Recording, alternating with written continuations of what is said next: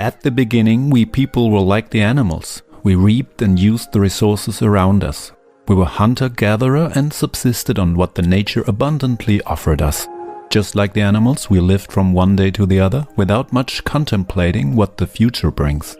But then, due to the progress, on one side something wonderful and on the other side, however, something terrible happened to our mind.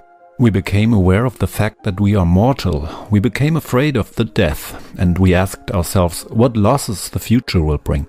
And this as solely the only species on Earth. This was the beginning of a great tragedy, but also of a great opportunity, since you are afraid of death, of pain and captivity in a way that no resource can ever provide.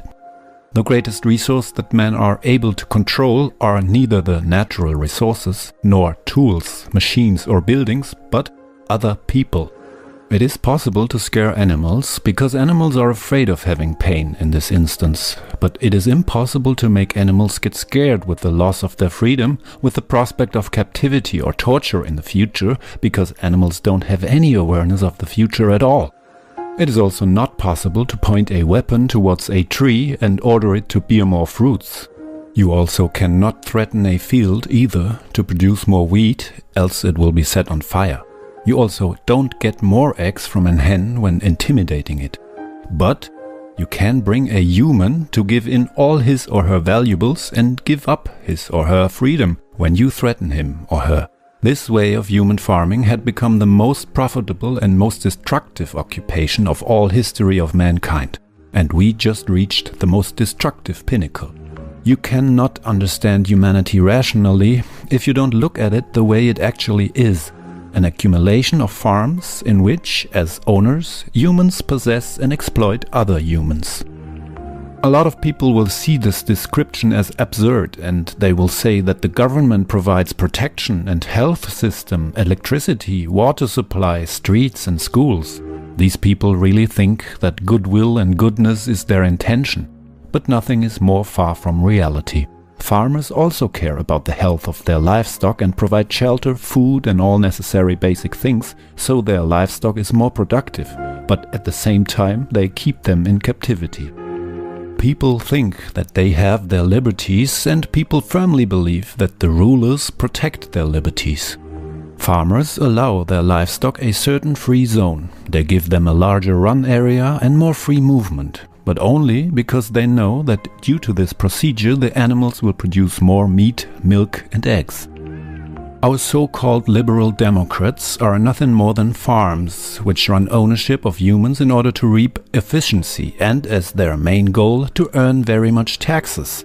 Our owner permits us certain liberties, not because he sees our liberties as a natural right, which belongs to us, but because he wants to increase his revenues and thus his profit with us. Are you guys beginning to understand the nature of this prison in which we are born into? In history there are 4 phases of human farming. The first phase was the direct and brutal use of force. They were able to keep the single subjects under control, but they were not able to motivate the creative productivity of the human mind with whiplashes and chains. Slave workers were deliberately unproductive and restive. The rulers needed a great effort to control and animate them.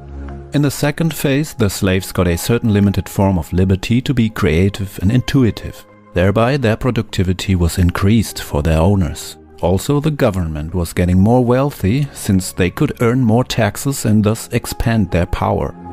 During the third phase, the serfs were established. In this phase they were permitted to till a section of land, but were forced to pay the tithe as a kind of tax.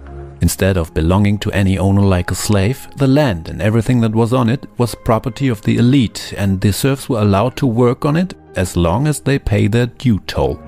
This particular form of human farming collapsed, however, when better forms of cultivation developed, greater areas condensed, and more peasants had to leave the acreage. It was possible to produce with less workers. This increase of productivity brought a surplus of groceries, which again made a growth of the cities possible. After that there came the fourth form, the so-called modern society. When the masses of uprooted masses flooded the cities, there was a great supply of cheap human capital, which was available for the aspiring industrialists. The ruling class realized very soon they can make more money by allowing their livestock to choose their own profession freely. With this current model, the direct slave ownership and servage has been replaced by the mafia model. The mafia usually does not own any enterprise or staff and resources. It only sends its debt collectors every month to cash their amount from the actual owners. Today, the government does nothing else by committing protection racket. It leads us to believe that it offers us protection for which we pay. At the same time, we actually have to be protected from itself. You may choose your own profession now, and you are allowed to own and keep your own enterprise, what increases your own productivity vastly, and thus the taxes and dues which you have to pay your masters. The few liberties are granted to you because this way you are more profitable for your owners. This is working so well that today's dues are at the highest point ever, and 3/4 of every year we work solely for the government. A very subtle slave farming which is operated when the slave doesn't even realize that he's actually a slave. Like Johann Wolfgang von Goethe said, nobody is more enslaved than the one who thinks he's free without being it. What now has become the true challenge for the real owners of the world is the growth of relative wealth and liberty which they allow you. Now it is threatening themselves. The ruling elite had profited from the free trade of capital and manpower. However, since its livestock had become more and more accustomed to its liberties, it had begun to ask why they need rulers over them in the first place, especially since they only consist of criminals who are corrupt and good for nothing. It had become an actual quandary for the ruling class. They are in conflict between the greed of more profit and the unwillingness to grant even more liberties. A typical example is China, where the communism coexists alongside capitalism. There is a political dictatorship, but there is also a free market economy.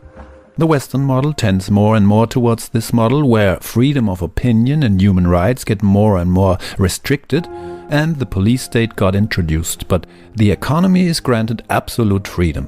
Actually, this is the definition of fascism. The fusion of government's power with the corporation's power, where the absolute decisive state cares about the welfare and thinks for the people and lead them. To keep the tax-paying livestock within its enclosure is a process which proceeds in 3 phases. First, the young generation becomes indoctrinated through the education system by the state so that it only sees the fenced and controlled world as legitimate. Through this process, the thoughts are controlled and the mind is put in the wanted shape. The second phase is using the livestock against themselves to pit them against each other by creating dependent cattle, which are useful idiots, and giving them the task to control and betray their fellow cattles. It is very difficult to control the flock by direct force, and when used, it decreases the productivity dramatically. The former communist dictatorships are an example for this. When kept in strict captivity, people are not motivated and they don't produce efficiently. But when people think that they were free, then they will produce much more for their owners. Capitalism is the pretense of freedom.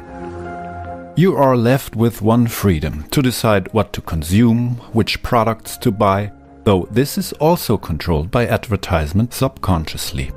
The best way to maintain this illusion is to enhance some of the cattle and bring them to the other side of the fence. The animals which have become dependent on the hierarchy can make every other animal which dared to break ranks step back into the ranks. They will put down those who point out how immoral ownership and farming of humans is. If you manage to get the flock to attack each other, as soon as anyone reveals the situation they are in, then you don't have to expend much effort to suppress them directly. The dependent cattle will do the dirty job for the owner of the flock. The class of intellectuals, which was influenced by the indoctrination the most, and was corrupted by academic titles and privileges, will violently oppose any questioning of the advantages of such human farming. And the others, the animals depending on patronage of the owners, who thinks they are something better, like the class of artists and media representatives, they will tell everyone who demands freedom and escape that you jeopardize your fellow cattle. The flock will stay fenced by pushing the blame of immorality of the ruling system on those who actually demand and strive for freedom. The third phase is the creation of permanent external hazard, so the scared flock will seek protection of the owner. By constant artificial threat, the hysteric mass will be pushed in the desired direction and will only think of their survival. The flock owner will hire people to play the part of the wolf the whole night and howl and snarl. To be absolutely convincing, the owner will even attack his own flock and kill one cattle to make it look like there were actually predators out there, from whom the owner has to protect them. In this manner they justify wars, in which fake enemies were created who supposedly threaten the flock. And the mass believes this and pulls in the battle for the owner, sacrifice their lives for his expansion of power. The wars in Iraq, Afghanistan, Pakistan, Sudan, Yemen or wherever, and the forthcoming war with Iran are not about democracy or freedom. This is ridiculous. It is all about profit, power and control in favor of the slave owners. But this kind of human farming has come to its end. The numerous crises which we experienced recently, the world economic crisis in particular, were created by the granted liberties. The increase of wealth in the last 100 years was created by the economic liberties. This very increase of wealth had made the power, extent and greed of the animal farmers go sky high. When the flock becomes more and more productive, then the quality of animal owners grows and the quantity of dependence of them. Economical liberties create wealth, and wealth attracts more and more thieves and crooks, whose greed then destroys the economical liberties. In other words, more and more parasites live on the flock and suck up its entire blood. The whole system is full of metastases, and they will become a lethal cancer ulcer, which leads to its certain death.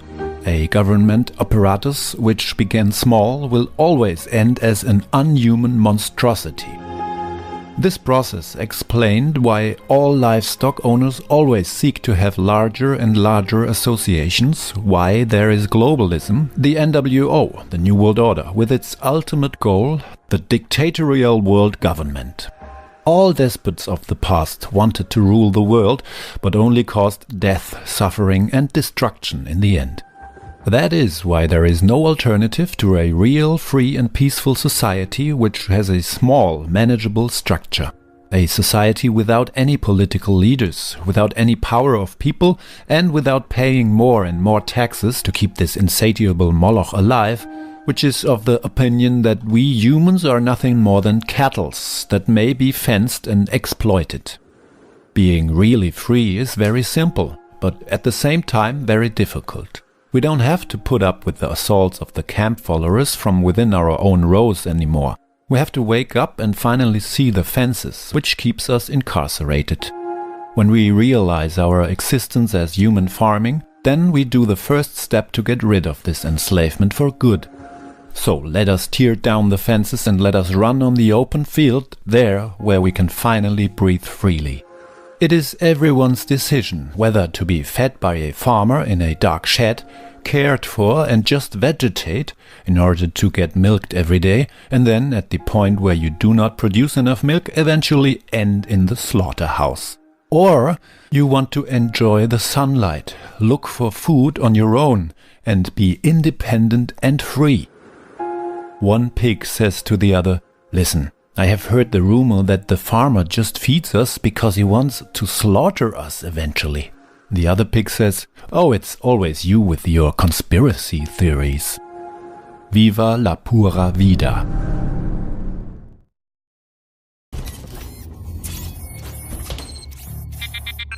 When we obey, we do what we're told to do. Being obedient.